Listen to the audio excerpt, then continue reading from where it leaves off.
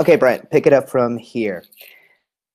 But Paul's right. All this discussion about what our father wanted and being Republican and all that, it just takes away from any plot-driven device. It slows down everything. The conversation is pointless, and we'll get to another pointless conversation later. But it's basically just killing time as Rob is waiting for Melinda to come home. So then we cut to Andy's room. I think this is the first time we see Andy's room. Like I said, I've been out. If Paul were here, he could confirm it for me. But this is the first time I've seen Andy's room. Typical little boy's room. And this is kind of the, I think Paul hit on it, the kind of late night, or the, not late night, but it's a special episode part of this episode where they have Jonathan, they're asking Jonathan questions about what life is like with being divorced, of when does he see his mom and when does he see his dad, and is it bad? And Jonathan seems to be okay with it. There's this sweet thing. It's like, but your mom, Andy says, but your mommy and daddy don't get to tuck you in on this at the same time. It's like, well, no, I don't get tucked in. And he's like, well, but if you did, he's like, yeah, mommy and daddy wouldn't be able to tuck me in at the same time. So it all is kind of sap. It reeks of sappiness. Again, lots of pointless conversation.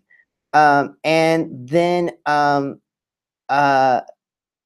comes in and wants to talk about divorce, and basically being a total asshole says, yeah, should mom and dad ever get divorced? I know they're not, but if they did, I don't care. All I care about is how much it's going to cost to take care of him. What an incredibly dick son the Keatons have. This just really made me hate Alex. Like, the only thing he is caring about and loving his parents is, what is it going to cost me when they get old and I have to take care of them? Oh God, family ties. I'm so sorry Paul had to leave. He could help me out here. All right. So we cut back down to the kitchen. Rob is still waiting. It is, as he shouts out at some point, it is 2:10. Where is Melinda? What's going on? And Elise comes down.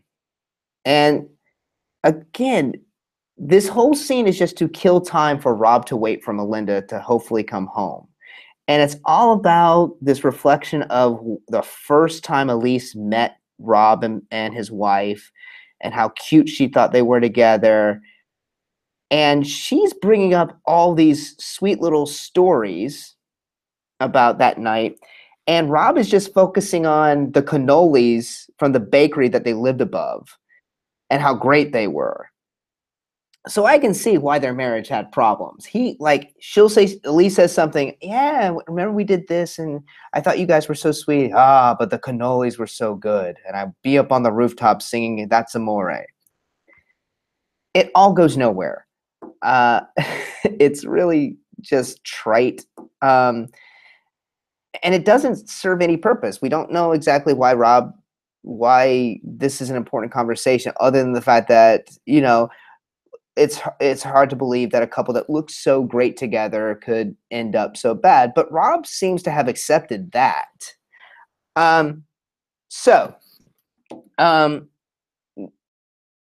is a phone call, and this is where we get to the conclusion of this episode, or at least for part one.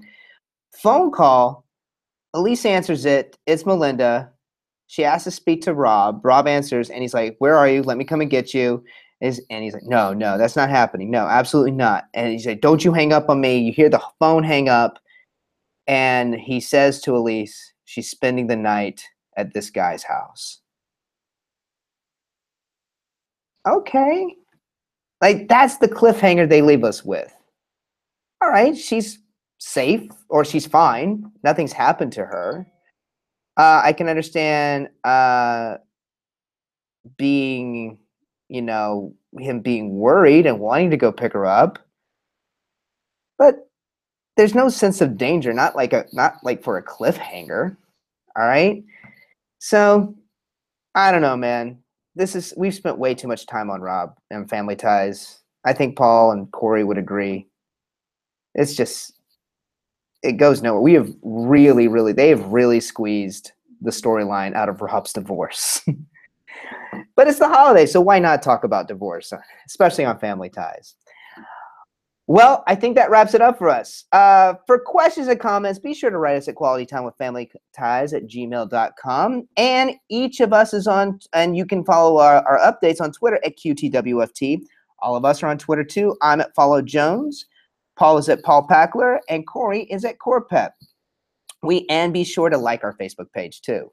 We'd like to thank our host and producer, Barbara Dillon at Fanbase Press. Fanbase Press is an online conglomerate of geek media providing its readers with daily insights into geek pop culture spectrum and supporting creative artists and writers.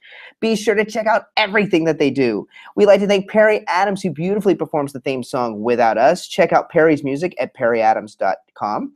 We'd like to thank Brian Dillon, Fanbase Press's co-president and also editor of our show. And lastly, Sean Foster, Fanbase Press's graphic designer, who designed our logo. Thank you, everybody, and we will see you next week.